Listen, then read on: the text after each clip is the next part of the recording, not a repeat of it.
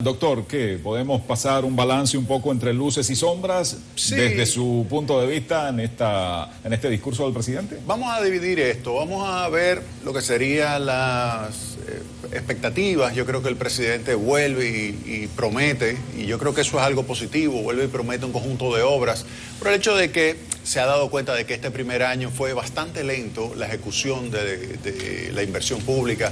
Si usted fija, la inversión en lo que va de año está muy por debajo de lo que debió haberse ejecutado. Específicamente, en el año se presupuestó 120.000 millones de pesos. Sin embargo, lo que se ha ejecutado es alrededor del 30-32% de lo que se debió haber ejecutado para el mes de julio.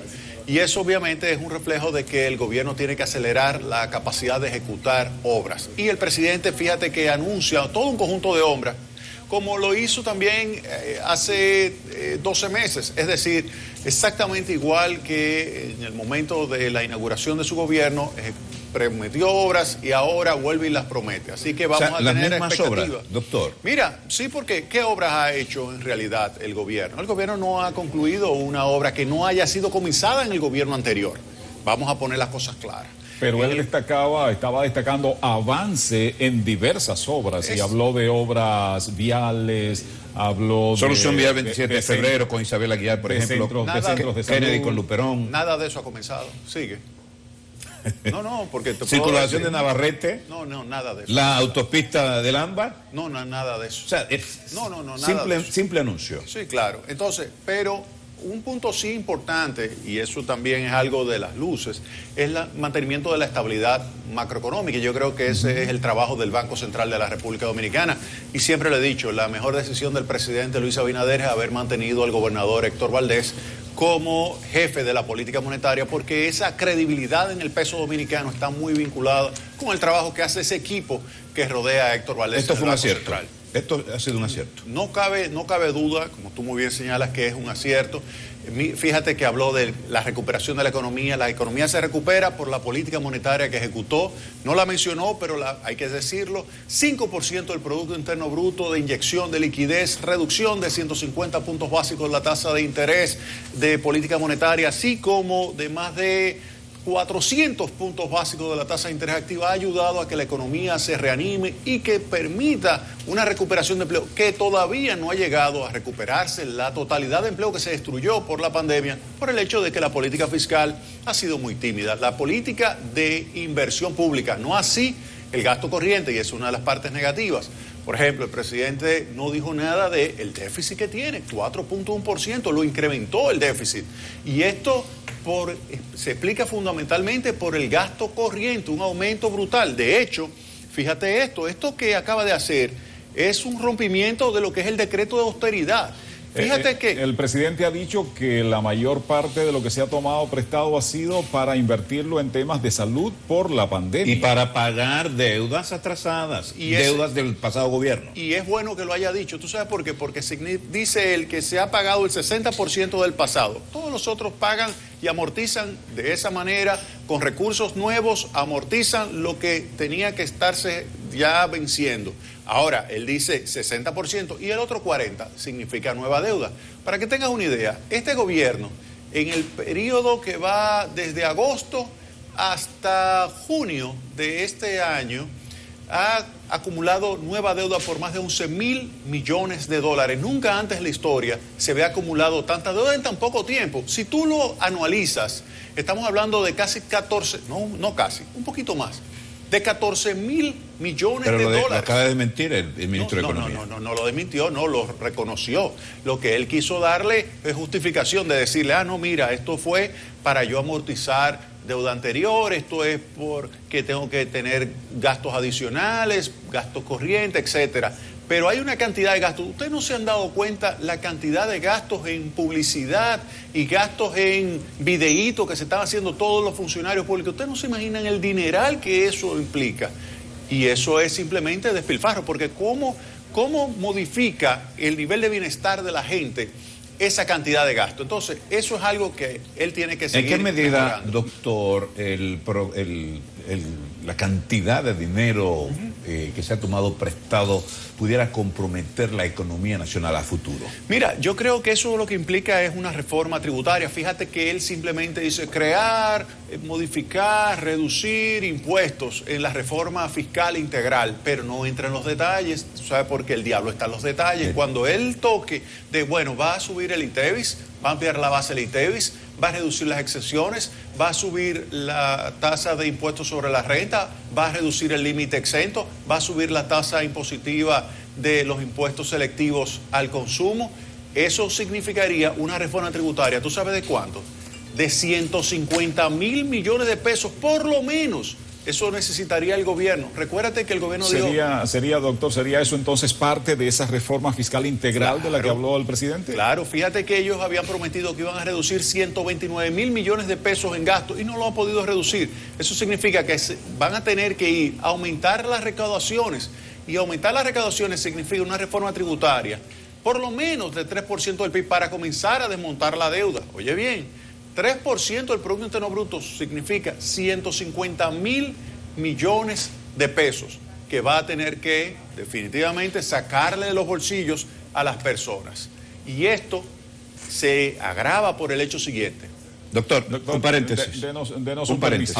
Debemos conectar otra vez al Palacio Nacional con nuestra compañera Yanela Pimentel. Ella está ahora acompañada del consultor jurídico del Poder Ejecutivo, Antoliano Peralta. Yanela, adelante. Gracias otra vez y muy buenas noches. Y uno de los aspectos abordados por el presidente Luis Abinader en este discurso por su primer año de gobierno fue la parte constitucional.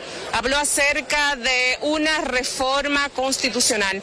Y para más detalles acerca de este tema tenemos a Antoliano Peralta, consultor jurídico del Poder Ejecutivo, quien nos aclarará a qué exactamente el presidente Luis Abinader se refería en esta parte. Bueno, lo que pasa es que la administración del presidente Abinader ha tomado una serie de decisiones tendientes a mejorar la institucionalidad del país. Particularmente se refirió a la independencia del Ministerio Público. Esas disposiciones no están contempladas en la Constitución y él quiere que no dependa esas medidas que él ha tomado, como por ejemplo el caso del Ministerio Público y otras, y la transparencia impuesta en el manejo de las instituciones, lo que tiene que ver con la compra y contratación del Estado, que estén consagradas en las leyes y en la Constitución. En el caso, por ejemplo, de compra y contrataciones y el tema de la Contraloría, hay sendos proyectos de ley que están siendo trabajados para depositarse en los próximos días. En el caso del Ministerio Público, es potestativo, es una potestad del presidente de la República designar al procurador.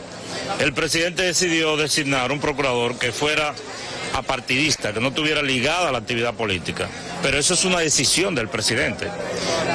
Por eso él dice que eso no debe depender de la voluntad de un presidente. Entonces, en la Constitución, la reforma que se haría con relación al Ministerio Público Independiente es asegurar a través de los años un procurador independiente. Asegurar por la vía constitucional que el Ministerio Público sea independiente de los partidos y de la actividad política, porque es el único modo que la justicia, como dijo el presidente, puede ser igual para todos. Me preguntan algo de allá del estudio. ¿Me oíste? Escucho.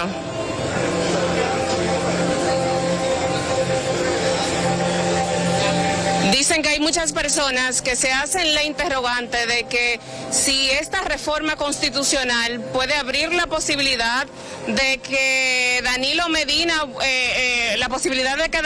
no escuche bien. ¿Me pueden repetir, por favor?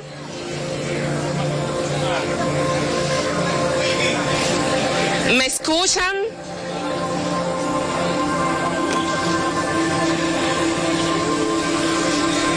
Si puede abrir la posibilidad de que constitucionalmente Danilo Medina repita otra vez como presidente de la República. El presidente habló de una agenda para la reforma constitucional que tienda hacia el apuntalamiento de los logros institucionales, como lo que yo he mencionado. No mencionó al expresidente Danilo Medina en esta agenda.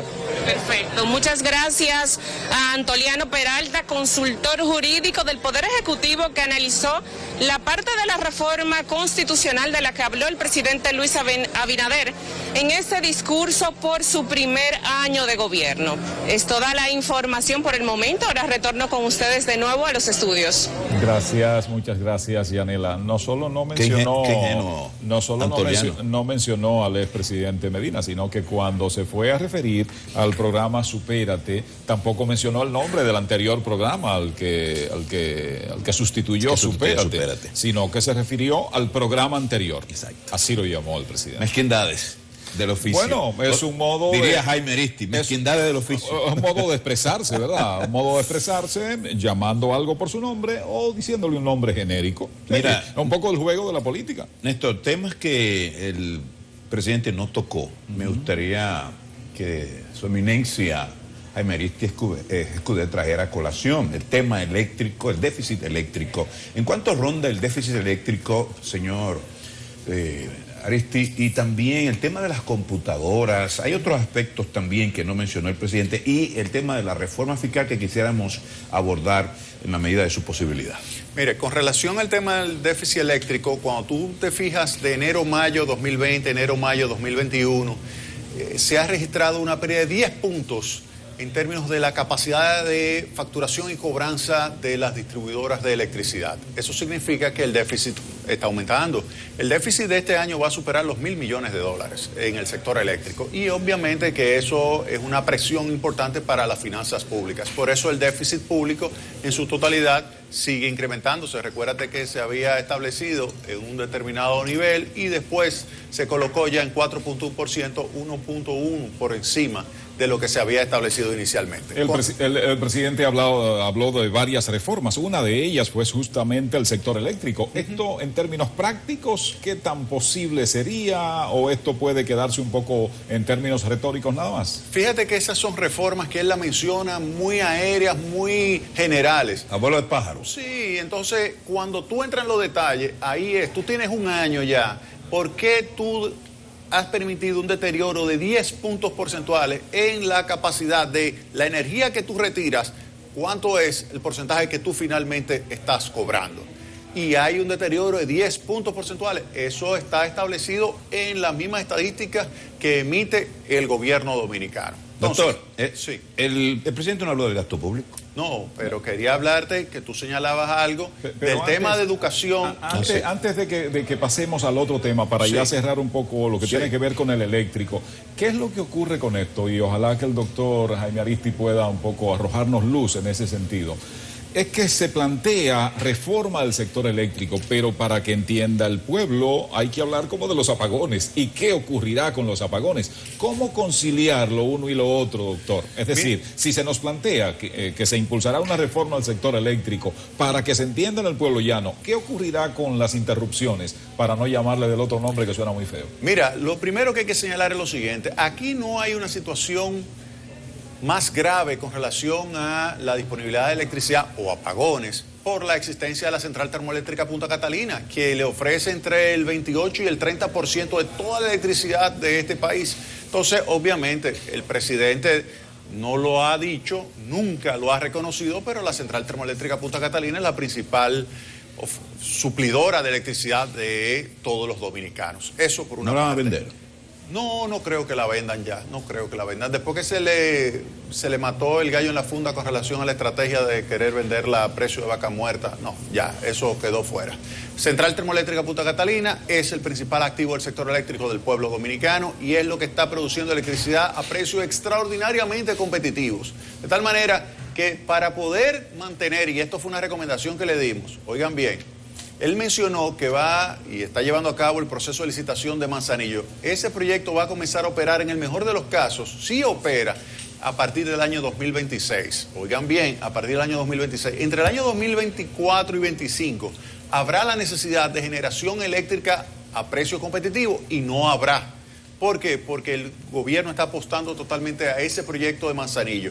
En consecuencia, eso le va a costar al pueblo dominicano 400 millones de dólares adicionales de subsidio para el sector eléctrico, porque habrá que utilizar plantas base a diésel y fuel oil que son sumamente costosas. De manera tal que lamentablemente pasa el primer año y no ha mejorado en nada la capacidad de cobro de las empresas distribuidoras de electricidad. Primer punto. La computadora, doctor. Vámonos a la computadora. El presidente no mencionó, dijo televisión y radio. Pero tú recuerdas hace un año que el presidente dijo que todos los muchachos iban a tener computadoras o que iban a tener tabletas y que iba a ser un año que de hecho, las que se están dando son reducto de las de gestión anterior, ¿no? Ah, claro. Acuérdate que había más de 500,000 que se habían dejado y que se distribuyeron.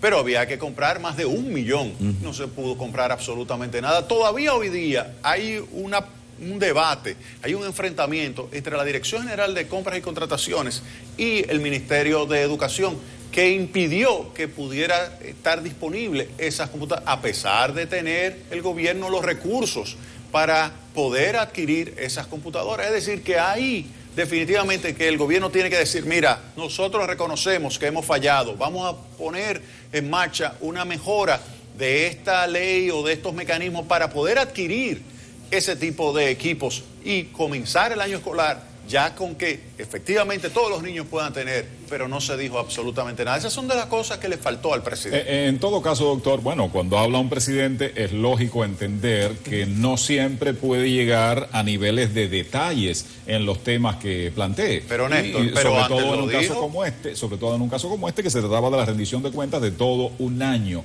¿Podría quedar ese beneficio de la duda de que haya algunos temas, concretamente como ese de las computadoras en las escuelas, que sea como el detalle que podría verse un poco más adelante? Mira, yo creo que así como él en otros discursos daba los detalles, yo creo que en este discurso tenía que dar los detalles de la parte negativa. Fíjate que todo lo que dijo es positivo. Entonces yo creo que tú tienes que decir los elementos de que tú tienes que mejorar, Entonces yo creo que esto está muy bien, mantener la estabilidad macroeconómica, pero hay que hacer un esfuerzo, tiene que poner los detalles de la reforma tributaria sobre la mesa. No lo ha dicho cuáles van a ser esos elementos, no ha dicho, por ejemplo, si va a aumentar el ITEVI, si va a aumentar el impuesto sobre la renta, no ha dicho absolutamente nada de eso. Y esos son los elementos que la población quiere escuchar para saber si va o no a tener que pagar más impuestos. Habló de un fideicomiso para impulsar el desarrollo en Pedernales y otras zonas del sur, ¿verdad? Sí. Las recaudaciones de impuestos aduaneros, ¿en cuánto anda, doctor? Bueno, la recaudación es completa, entre 14 y 15% del Producto Interno Bruto. Aduana es... ¿Están por encima de las metas? Mira, hay figuras impositivas que están encima de la meta, como es el caso de las aduanas. El ITEVI también ha mejorado mucho, pero las aduanas han mejorado por varios motivos, entre ellos que ha habido un aumento de la base imponible por el aumento de los precios internacionales de muchos productos que se han incrementado. Hay varias reformas de las que habló el presidente, bueno, y son temas que usted habitualmente maneja, doctor. La reforma del sector hidrocarburos, reforma laboral, la fiscal integral, la reforma del sector eléctrico. ¿Estas reformas podrían, en términos reales, en términos prácticos, ser impulsadas de manera simultánea? ¿O esto implica todo un proceso, un pacto allí, un acuerdo por allá, un acuerdo con el sector político, por el otro lado el sector patronal, el sector laboral, el sector laboral, sí, los trabajadores? En términos prácticos, ¿pueden o no encaminarse juntas estas reformas? Mira, lo segundo que tú acabas de decir. Perdón, doctor, enganchar ahí la reforma del agua que implica, y habló el presidente, de un pacto por el agua. ¿Es necesario un pacto por el agua para una reforma? Sí, mira, todo eso que tú hablas es lo que se conoce como la economía política de las reformas, donde tú tienes que saber, bueno, si yo ejecuto una reforma donde no todos ganen, eso significa que habrá un grupo que pierda. Sí. A ese grupo que pierda, ¿cómo yo lo voy a compensar para que finalmente la acepte? Si me voy a la reforma del agua, ¿tú sabes cuál es uno de los principales problemas que vamos a tener con el agua? El tema del subsidio que existe. El precio del agua está muy por debajo del precio que debería ser. Y además, tal como está montado el suministro de agua, beneficia principalmente ese subsidio a los más ricos. Oigan bien, igualmente que los combustibles. Fíjate que el presidente menciona que hay un subsidio de 400 millones de pesos mensuales. ¿Tú sabes qué significa eso?